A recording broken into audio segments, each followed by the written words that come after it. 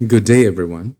Today we're going to talk about Module 9, Gravitation. Isang effect ng gravity, gravitational forces, and masses ang iyang effect towards other masses.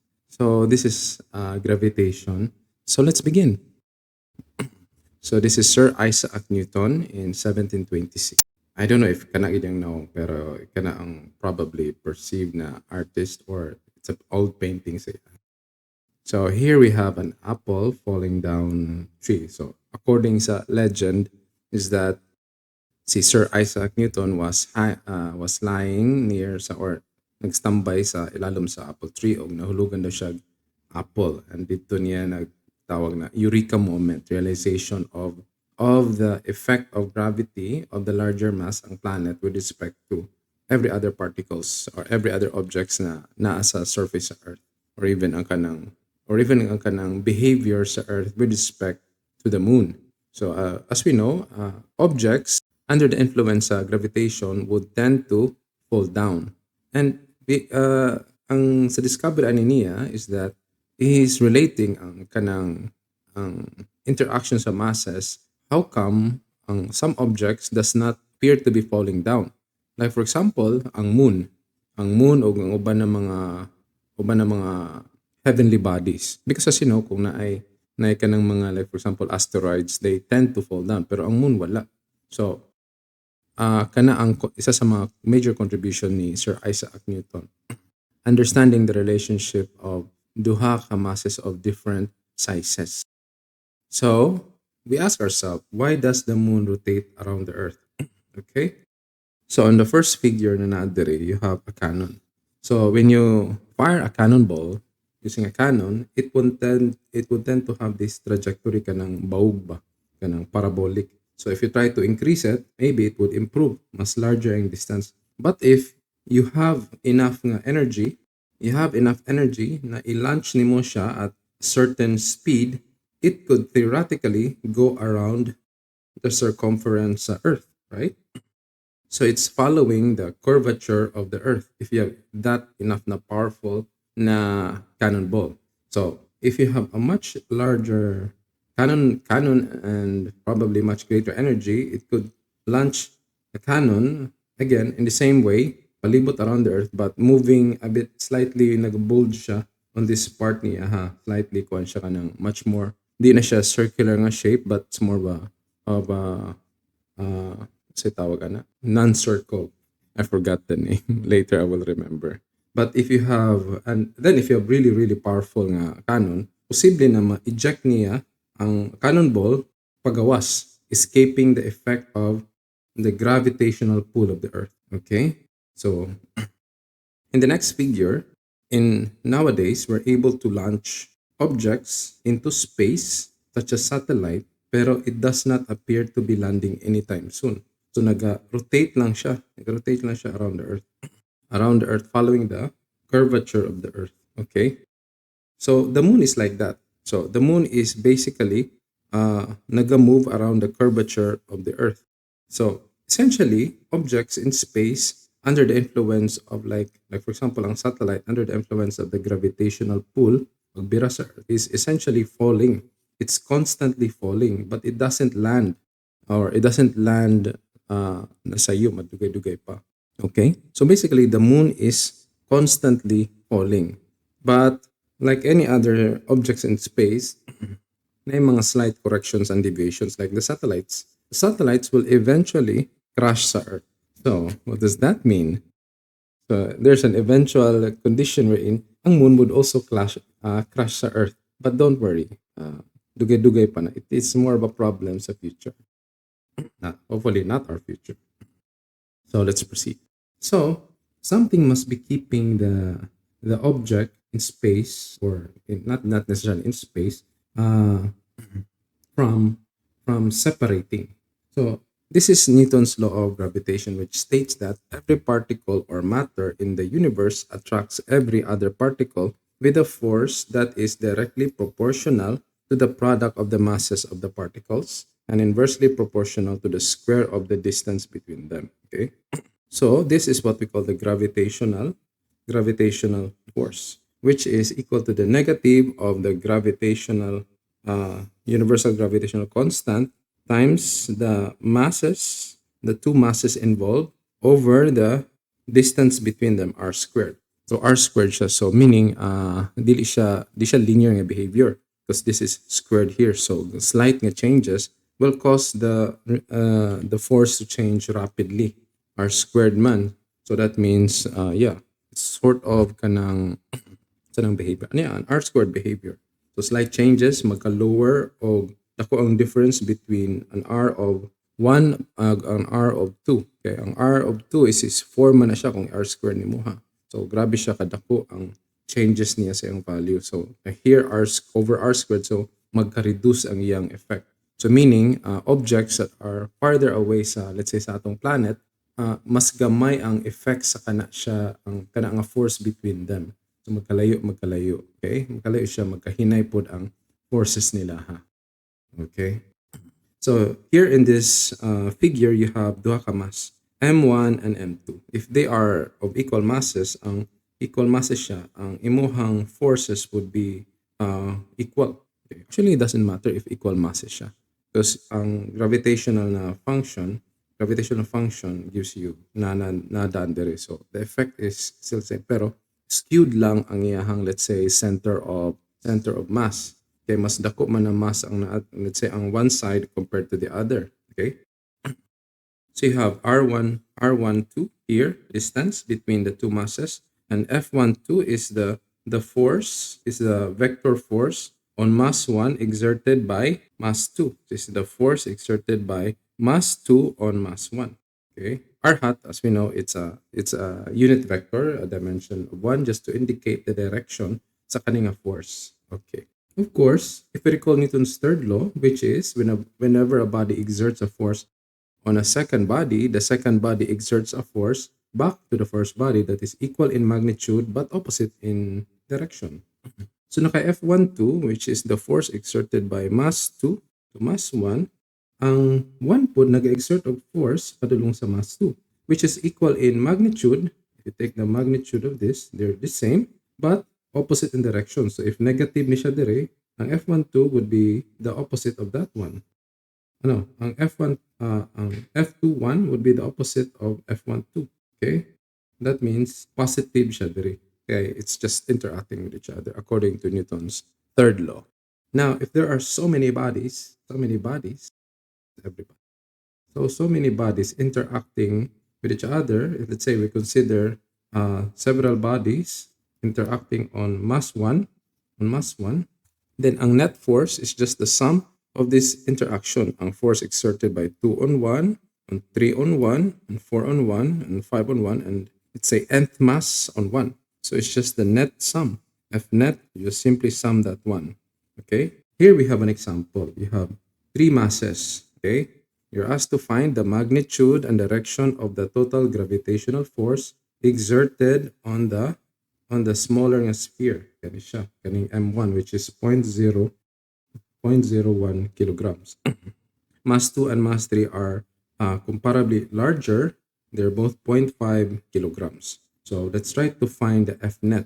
The force is exerted if you sum the force F13 or F12 sa interaction niya with mass 1. Let's go. First, we look at the expression ng F net. Ang F net ni mo ha is just like na siya'y components pod, na siya'y Fx net o Fy net. Ang Fx net is we sum the forces exerted along the x-axis. So, for mass 2, na kay F12x, ang sa mass 3 na kay F13x. Similarly, ang Fy net, you also have ang F12y o sa mass 3, you have F13y. Now, we consider mass 2 and mass 1 na relationship, this one. As you can see, ang F12x just equal to F12, okay? Because this is already going in the, or lying in the x-axis, going towards the mass 1. Ang F12y is 0 kay wala man siya force nag-lie along the y-axis.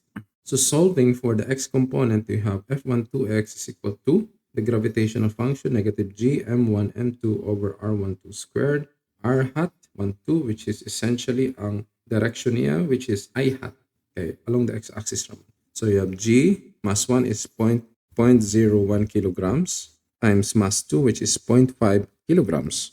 Ang R12 is the distance between mass 1 and mass 2, which we know to be zero point 0.2 meters, zero point 0.2 meters squared. So after substituting, you would get a value of 0.0125 times G. Okay? Wala lang nato siya gi-express ang universal gravitational constant for simplicity. You can also do that one if you like. So this is F1 to X. Okay. Next, we consider mass 3 and mass 1 na relation. Ang force exerted by mass 3 on the smaller mass M1.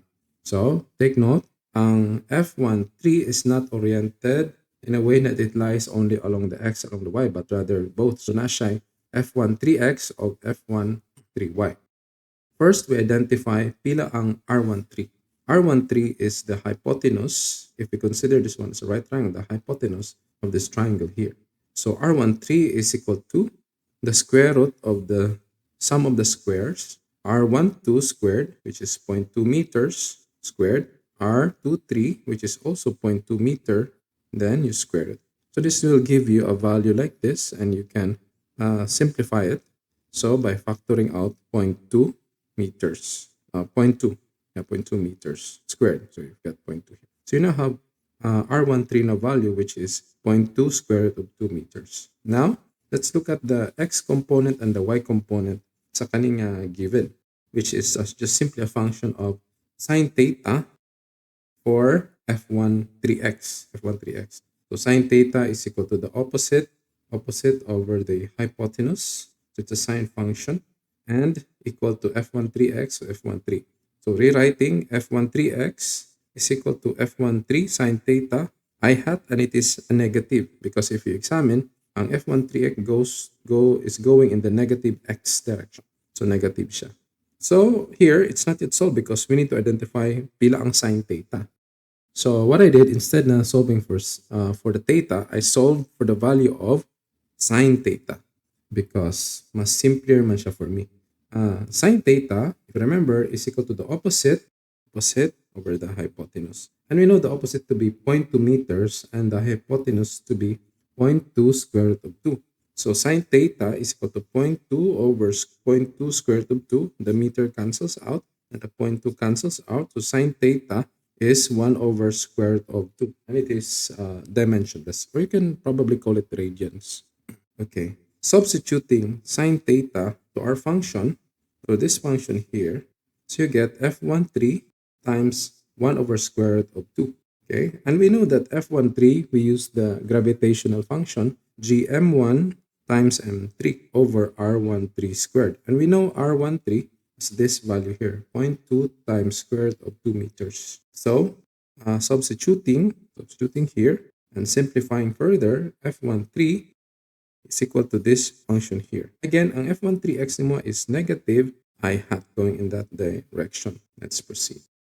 For the Y component, we use the cosine theta. Cosine theta is the adjacent, which is F13y over the hypotenuse, F13. So rewriting F13y is equal to negative F13 cosine theta j hat. Again, negative siya because if the force of 13 is here, so ang component, the y-axis is going downward. So negative siya j hat. We also define the cosine function by using the distance between the masses. So again, instead of solving of theta, we solve for cosine theta. Cosine theta is the adjacent, which is 0.2 meters, over the hypotenuse, which is 0.2 times square root of 2 meters. So this one cancels out. So cosine theta is also equal to 1 over square root of 2. Substituting that one back sa a function, so we get negative F13 times 1 over square root of 2 j hat, and don't forget the negative. F13 is we're using again the gravitational function, and we know R13 is just 0.2 square root of 2 meters squared, and times 1 over square root of 2. Simplifying further, F13y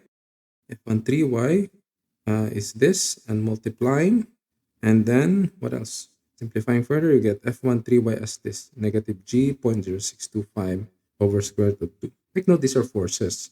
Ang units niya dapat in newtons, but since wala nato gi-multiply ni siya, we couldn't get the newtons. But later, ato siyang sa final answer niya, ato siyang i-convert, not convert, but simplify into newtons. So Fx net, if you remember, ang net force along the x, it's just the sum of the forces na naglay along the x-axis. Na kay F12x, which we solved earlier, then F13x also. So we factor out similar na mga terms, and we arrive to this Fx net function shown in equation 26. This one. So this is just the x component of the x of the force net. Kindly check na lang po din guys, just in case. Next, we look at the Fy net. The Fy net is simpler kay ang F12y, if you remember, wala siya y-axis, so 0 na siya. And we substitute the F13y, the negative, and Fy net is given as this one. Now to solve for the net force, which is ang original na question, which is the sum of the squares of the Fx net and Fy net. Substituting and then simplifying F net, Fy net 2a, then this time, substitute na to ang value sa imuhang gravitational function, gravitational constant. And we are left with equation 31, which is around 1.166 times 10 to the negative 11 newtons. So these are very tiny na masses. So ang force po niya, gamay, although dool siya like 0.2 meters, 12.0 something meters. So, but the masses are quite small. So hinagit siya. Ini lang ang effect niya. Now, this is the force. How about the direction? The direction for F net is given by the tangent alpha. Here, alpha is measured, let's say, with respect to the x-axis, negative x-axis. And it is measured counterclockwise. Tangent alpha is the opposite Fy net, y net ni mo ha, over the adjacent Fx net. Ang opposing niya is the negative F net, the counter force niya, the force exerted by mass 1 onto masses 2 and 3. Okay? And the alpha is just the same, pero it's on this side, okay? On the first quadrant. The other one is on the third quadrant. So solving for alpha, tangent alpha, so alpha is the tangent inverse of this function here. So you arrive to 14.64 degrees. It's this one. Okay? But this is kulang. You converted onto radians. Kulang siya because 14.64 degrees doesn't mean anything. You have to write, let's see, counterclockwise with respect to the negative x-axis to indicate kung asa siya relative gi-measure. So this one is the negative x-axis. Counterclockwise siya og the angle. Now that makes sense. Okay, na nakay relative asa siya gi-measure. Let's go. Okay. So F net, ang magnitude F net is 1.166 times 10 to the negative 11 newtons. Og the alpha is 14.64 degrees counterclockwise or 0.255 radians counterclockwise with respect to the negative x-axis. Or pwede pod, if you remember, this is north, south, west, east. Pwede po siya ang direction as south of west. If you want to use ang kaning map na, global map na direction, south of west. Because this is essentially the western side and south. South of west is measured there. Okay? Weight, there's more. Kidding, class. So the weight of a body is defined as the total gravitational force exerted on the body by all other bodies in the universe. If we model the Earth as spherically symmetric with radius RE and mass ME, the weight of a body of a small body of mass M at the Earth's surface is given by the gravitational function. So Fg weight, pero this is ME and this is the small body over the radius squared of the Earth, the radius of the Earth. Okay, so calculating, if we substitute ang atong understanding sa weight is just mg is equal to gme over r squared, and the masses cancels out and gives you an expression of the gravitational acceleration. Now, if we examine, it appears that ang gravitational acceleration is dependent sa radius squared or radius ni mo ha. Okay, ang mass sa Earth is the same man siya. Well, of course na yung mga slight changes, like if na yung mga asteroids mo land would probably slightly increase the mass, pero insignificant. Pero ang radius, kaya naman kay mga hills, mountains, and so on. So kung naka sa higher na ground, so kung magkadako ang RE nimo ha, magka-reduce ang gravitational acceleration. Kung naka sa lower, like sa Mariana Trench, magka-increase ang imong gravitational acceleration. But they're too insignificant mga changes. So it's ang radius sa Earth, if you look at Earth, very, let's say, far away, ang average niya would be it's almost the same. Okay? Okay, pero technically, na mag-vary ang imong gravitational acceleration if you change position with respect sa core. Let's look at this example. Okay, greatly exaggerated kayo kanina mountain. Just for one perspective, okay? So a 50 kilogram, daanan niya is in Mount Everest, is on top of Mount Everest at a height of 8,848 above the surface. What is its weight on the surface of the Earth? What is its weight on the top of the mountain? So given ang mass sa Earth o radius sa Earth. Let's go. So for letter A, find the weight of the person. We use the gravitational na function. So GME or M over RE squared. So the RE naman siya sa surface. So it's just the radius of the Earth. So if we calculate, so it's around 489.67 newtons. Boy. Now, how about kung nasa sa on top, letter B, on top of the mountain. So weight is equal GME M. But this time, ang distance sa ubos is radius of the Earth plus R. R is the distance. This one here, distance from the surface of the Earth to the top of the mountain. So if we substitute the values and calculate them, ang weight niya is 489.55 newtons. So let's go back sa katong kaganina. It's 489.67. This is at the top. Ang ganina sa surface is 489.67. Yeah, 67 newtons. So, mas bugat siya pag nasa sa surface compared na sa top. Pero, it's too small ang difference niya. 0.55 of 0.67. We still have the same ang digits sa 489 here, 49. So, nga nakagamay ang effect niya even if naka sa Mount Everest. You feel lighter. Probably lightheaded po kay gamay rag oxygen dito. Okay. Gravitational potential energy. We recall the expression for gravitational potential energy which is equal to mgr. Sa atong dati na klase is mgh. The same gihapon. R is just measured from the core minatan, from the core. In this expression, we consider gravitational acceleration to be g constant. Although we know pag nasa nila nga position, mag-vary siya kung naka sa taas mo gamay ang g, pag naka sa duol sa core, increase ang g. If the distance r changes, then we need a more general expression for the gravitational potential energy. Okay? So consider the radial force. The radial force exerted by the Earth. So radial force exerted ka ng pulling effect. Pulling effect niya, which is the centripetal. Centripetal nga force ni mo ha.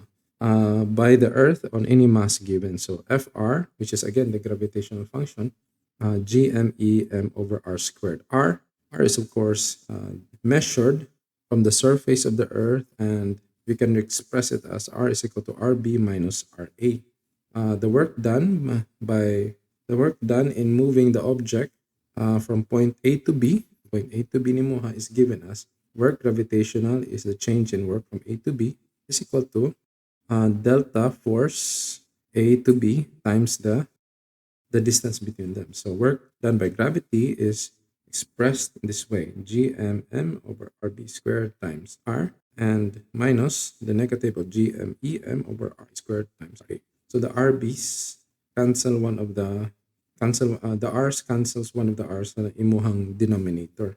So we are left with the work done by gravity as the change in this function. So GMEM over R A minus GMEM over R B, the second position niya. Let's go. Since the only force acting is the force of gravity, then the work is equal to the change in the potential energy. Okay? The general expression for the gravitational potential energy is given by this. U grav is equal to negative GMEM over R. So, yeah, ang form niya looks different sa itong earlier na substance sa potential energy, which is just mgh or mgr. So to help us look at this example, it's actually the same example kaganina, but this time we are looking for the potential energy at the surface and the potential energy on top of the mountain. Same lagi po ng given. Okay? So for the first case, naa sa surface. So is equal to negative GMEM over R. So R, we know this one to be 6378.1 kilometers. So the potential energy at the surface, this person, center, is just negative 3.123 times 10 to the 9 joules. Boy. How about at the top of the mountain? But this time, ang R nimo is the sum of the radius of the earth plus the height of the mountain. So it's about negative 3.119 times 10 to the 9 joules. So comparing sa surface, which is 3.123. So, or the potential energy due to gravity sa surface is around negative 3.119. Sorry, 1123. So this is 123 times 10 to the 9 joules. Okay. So the same gihapon ang order nila ha, which is times 10 to the 9. Times 10 to the 9. Gamay lang siya difference. Okay? This is 119, this is 123. So 19 and this is 23. Gamay lang siya og changes. Gamay lang og sort of value na changes niya. Okay? Now let's look at motion of satellites. So if the speed is too high, it will escape the Earth. So it would like you. If its speed is too low, it would crash the Earth. So the speed of the satellite must be just right to maintain sa iyang orbit. Okay? That is the motion of satellite na issue here. So let us derive the speed needed to maintain an object in orbit shown in the figure. Okay? The speed we are referring to would be the tangential velocity. So this is the tangential velocity. So recall sa nato ang lessons na learn sa module 7. I hope wala niyo nalimtan. Okay. So the satellite is moving around. Naglibot-libot siya sa Earth. So you have the Fsen. This is centrifugal force. So this is pushing the satellite pagawas. Then ang counter niya is ang kaning Fg, which is the gravitational, pushing the satellite padulong sa Earth. So if they are balanced, that means ma-maintain niya or if they are in equilibrium, ma-maintain niya ang kana nga position. So it would rotate there, so and so. So that means if we sum the forces along, let's say along this axis, it should be equal to 0. The F gravitational, which is going inward, minus the F centrifugal, which is going outward, is equal to 0. So we can substitute. F gravitational is given by the gravitational function GME times m, which is the mass of satellite, over r squared, which is the distance from the core towards the satellite, is equal to the centrifugal, which is equal to the mass times the centrifugal acceleration. Okay? But we know ang centrifugal acceleration can be written as v squared tangential over r. Okay? So the centrifugal acceleration, v squared over r. No, I think there's something wrong. Ang centrifugal o centripetal, this one here is the centripetal acceleration. They're just equal. Equal ang magnitude niya. Ha? Galing lang, opposite ang ilahang direction. Yeah. Ang centripetal acceleration is what we call the radial acceleration. So substituting this term here to here, acceleration, so we can cancel out ang mass satellites. So we are reduced by equation 47. Okay. Naparay posible ma-reduce ang R ni mo. So we simplify further ang R. Reduce na itong isa. So we are left with this one. The question is pila ang unsang expression for the escape velocity, which refers to the tangential velocity. Kaya kung maka-escape siya, off-lang siya paana. So simplifying, simply taking the square root of both sides, and you are left with this function, GME over R, mass of the Earth and the distance from the core of the Earth padulong sa satellite na location before siya ni-escape. So the time it takes to make one complete revolution is what we call period. Okay, so one cycle. We recall the expression for speed, which is given as v, the velocity, is distance over time. For the tangential velocity, is equal to the arc length, which is s over t, and s we know to be just 2 pi r over the period t. And we can write an expression for the period in a couple of ways. Or, any of them. So the period, so you cross here and you cross here. So period is equal to 2 pi r over v, which is the tangential velocity, or this can be written as 2 pi r, 2 pi r, and ang v ni Moha can be written as r over, yeah, the inverse of this one, r over gme.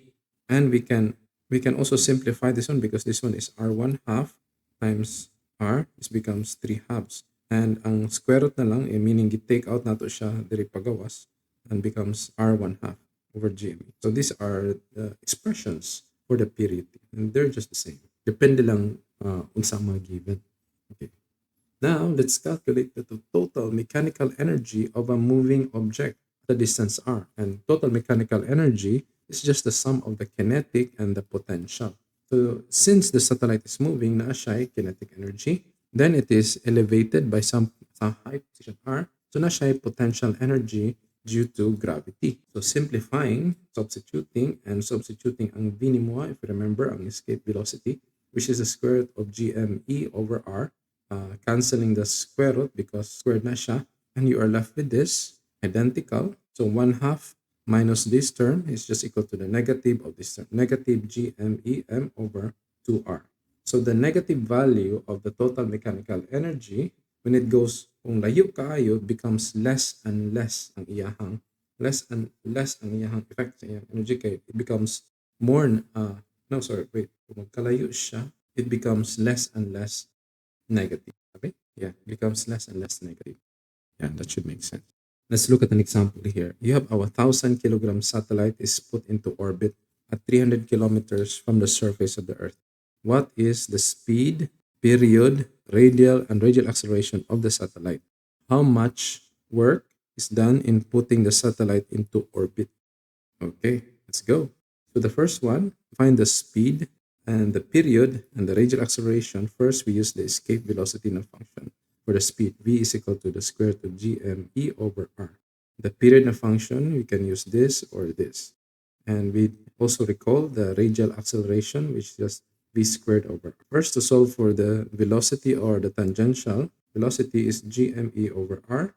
So these are given, and if substitute, the v is around 7,707.1 meter per second. That's really fast.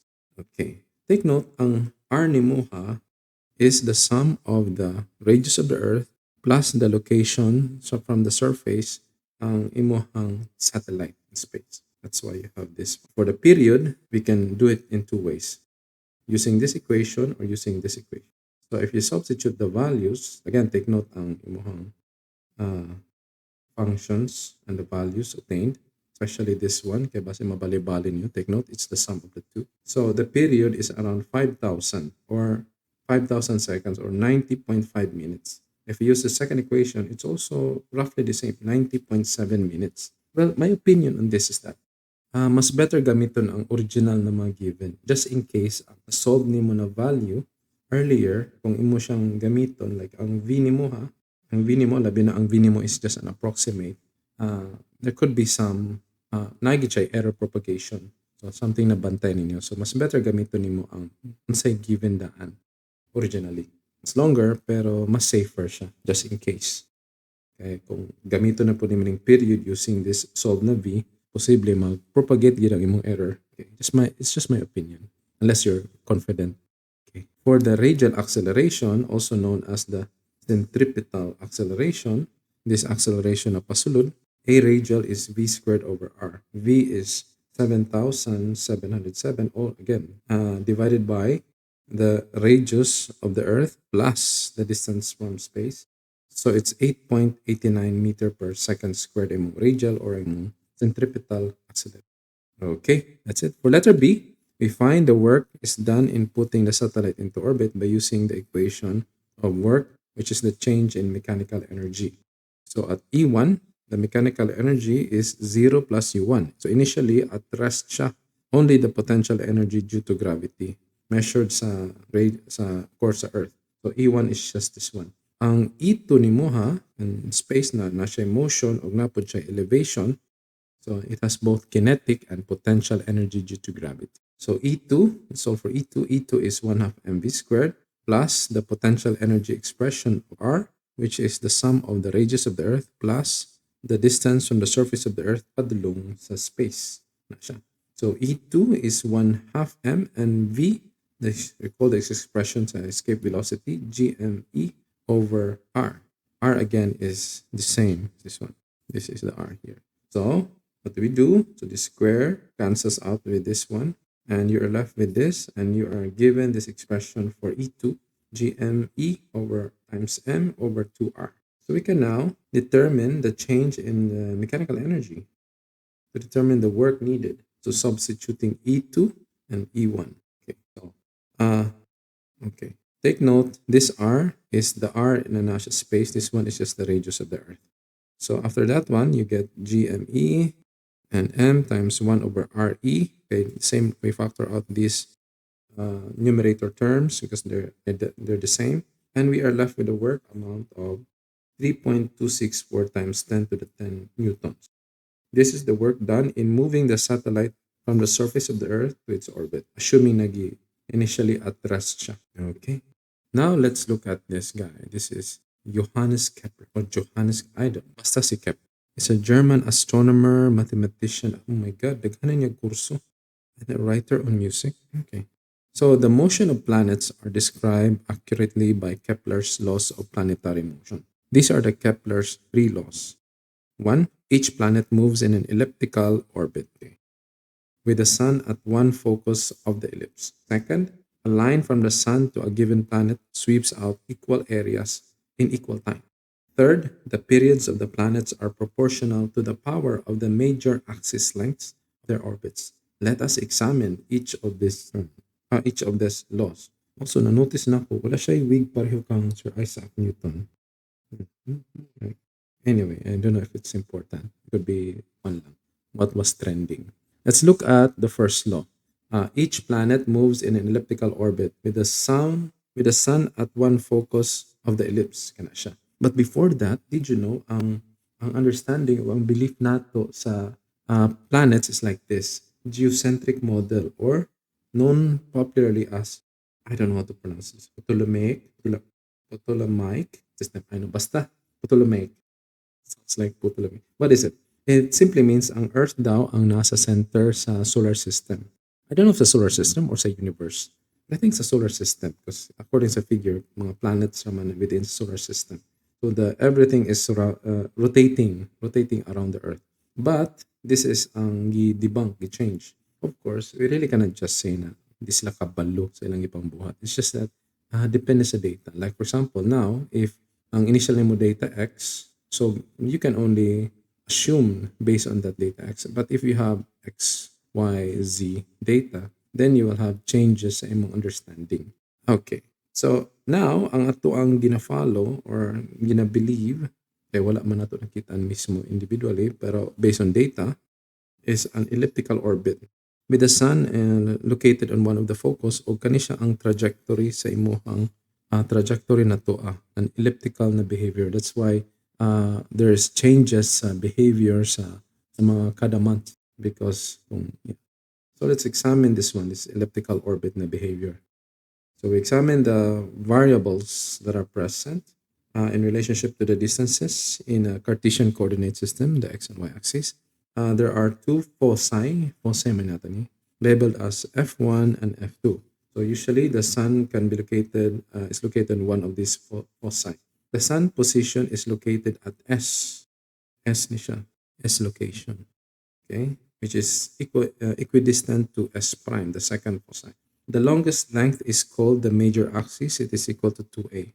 So distance from here to here is a. So if we sum this, ang kuan kaning duha ka a is 2a, of course. Half of its longest length, the semi-major axis is equal to a. This is semi-major axis. The shortest length is called the minor axis. This is the minor axis kanisha, 2b. And half of this shortest length is called the semi-minor axis, b. The distance from the origin to S and S prime, this origin here to S prime, is denoted as c. Kanisila. Okay, so these are the parameters. Consider the distance R1 and R2, which are measured from the position S and S. Okay, so R1 is the location of this, let's say Earth ni siya. from with respect to the first focus one. R2 is measured from S prime, which is which is the distance from, let's say, this planet Earth, and focus 2. So this one is the sum of R1 and R2 at any point, like this one here and this one here, is constant. R1 and R2 are constant. So if we put it in such a way, like this one, ibutang nato siya sa tunga sa or lying on the y-axis, it would look na siya duha ka right triangles. And that we can obtain a relationship. If ang planet Earth na adre, that means ang R1 o R2 would be equal, we can determine that length R1 and R2 using Pythagorean theorem.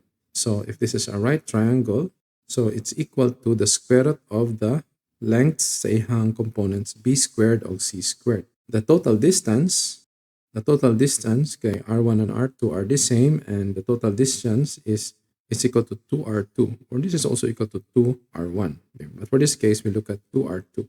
We multiply this one by 2, you get this. That is the total distance of R1 plus R2. Okay, shown in equation 64. Next, we look at ang eccentricity, which dictates kung unsa ang shape sa trajectory. Eccentricity is equal to C over A.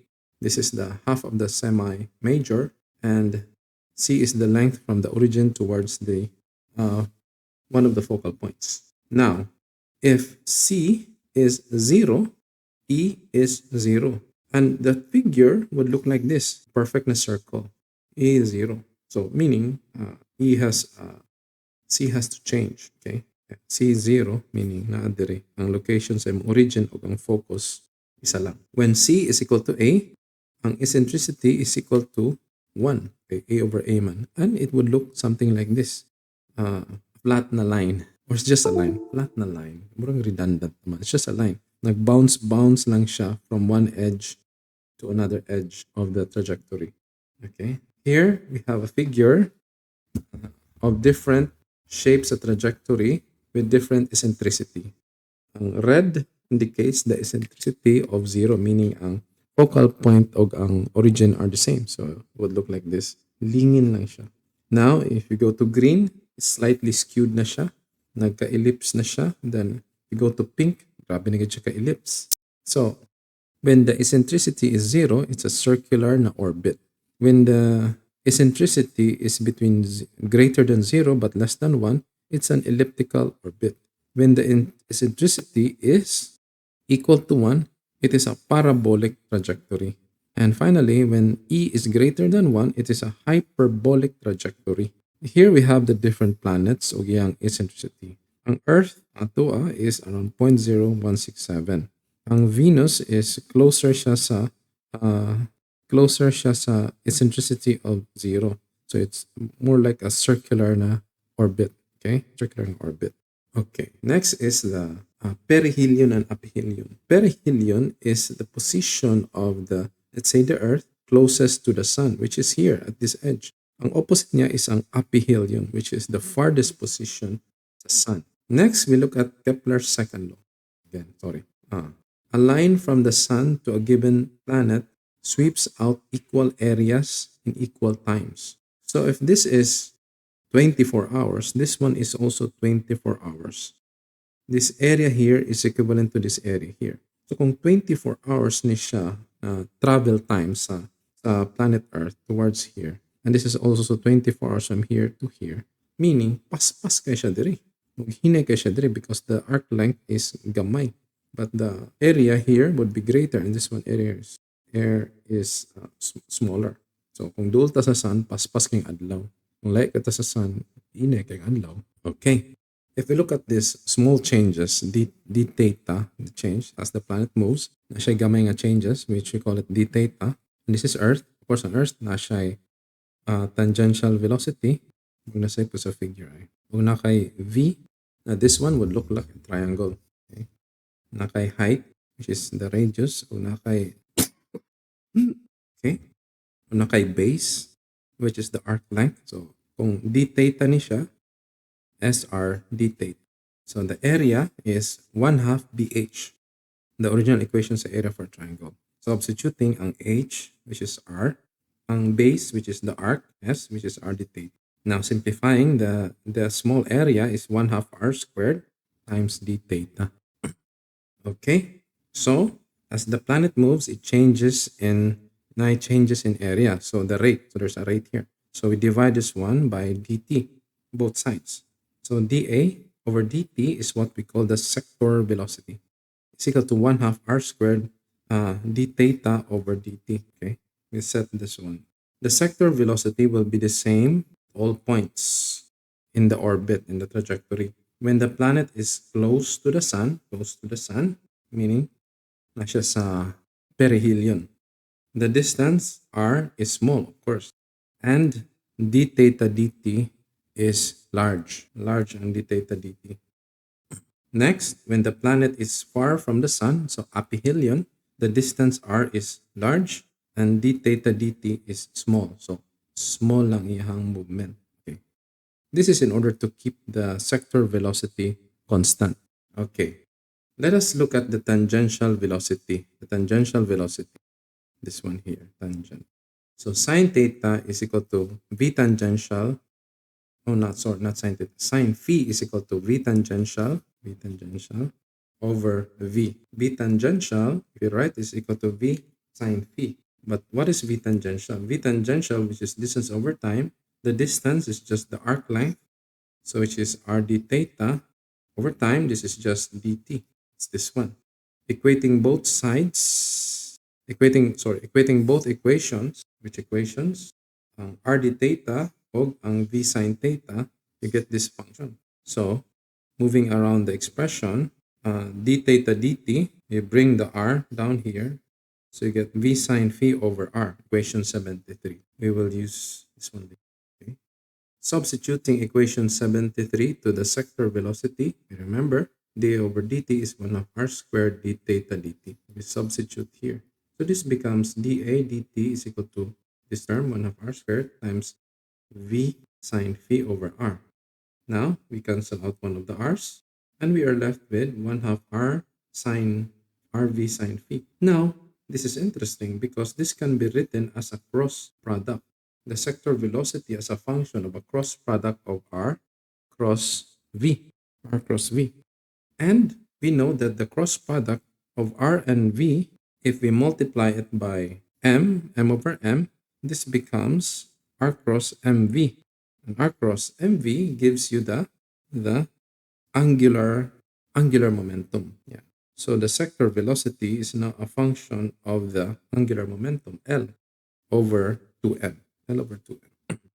So if we consider the right-hand rule, the angular momentum ni Muha, so you have the v here, the r here, napadrong dira, so r, and you have the v. So the base of the palm goes in the opposite direction sa imuhang v and it curls sa imong r. So that means ang imuhang angular momentum is a dot, meaning it is going out of the page. Going out of the page ang direction sa imong angular momentum. Okay. This is a re-expression of the sector velocity as a function of the angular momentum. By Kepler's second law, the planet moves fastest when it is near the perihelion. And slowest when it is in the aphelion, to keep the sector velocity constant. Okay, sector velocity constant at any point in the orbit. Next is, or last is the periods of the planets are proportional to the power of the major axis lengths of their orbits. If you recall, the period function which we solved earlier for, let's say, the mass of the Earth, for the Earth, you have 2 pi r. 3 halves. R is the distance from the core of the Earth to the position of the satellite in space. So you have this function here.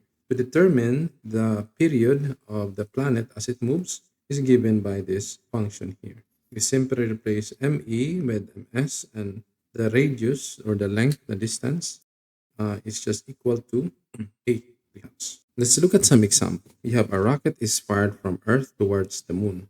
Find the minimum speed needed to shoot a rocket straight up to a height above the Earth's surface to the Earth's equal to the Earth's radius. Okay. Find the minimum speed that would allow the rocket to escape from the Earth completely. The escape velocity. So naka-rocket here, then it is launched from the surface to some point in space that is equivalent to the radius of the Earth. Okay?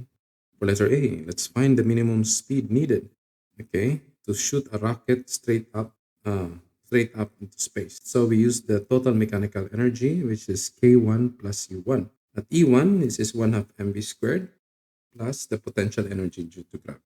Here, unknown ang VK, we will be starting some position. Then, ang E2 ni Muha will be at some point wherein wala na siya movement. So the kinetic energy now here is zero, and you are left with the potential energy due to gravity over R. Okay, which we know, which is from the core towards the space is equal to 2RE kay ang katas on elevation from the surface towards the space E2 is just equal to the radius of the Earth RE. So we equate both sides. No, not both. We equate the two equations. So you have E1 and equal to E2. So you have this expression. Okay. So rewriting, so the masses cancels out. Okay. And we are simply and one half v squared is simplified to this one. And you then the one halves cancels out. And you take the v, the escape velocity, is the square root of gme over r. So this is the speed, the escape velocity niya na function. Okay? We then substitute the known values. Ang imuhang universal gravitational constant, the mass of the Earth, the radius of the Earth. So it's 7,904.2 meter per second to the escape velocity when to reach that particular point in space, which is equivalent to the radius of the Earth measured from the surface of the Earth. For letter B, to find the minimum speed that would allow the rocket to escape from the Earth. So we look at again ang E1, which is equal to the kinetic energy plus the gravitational potential energy. Then you have E2, which is again the same thing. Zero ang iyahang kinetic energy at that point plus U2. To escape, we set the R to infinity. So 1 over infinity gives you 0. So ang E2 nimo is 0. Okay? Okay, 0 kinetic, 0 potential. Equating the two equations, so you are left with this. So 1 half mv squared minus gmem over E transposed to one side. Then simplify the function. So 2 gme over E. Substituting the known values. Also, kindly check again the saktong calculation. So the escape velocity is around 11,178.59 meter per second. Okay, and that's it.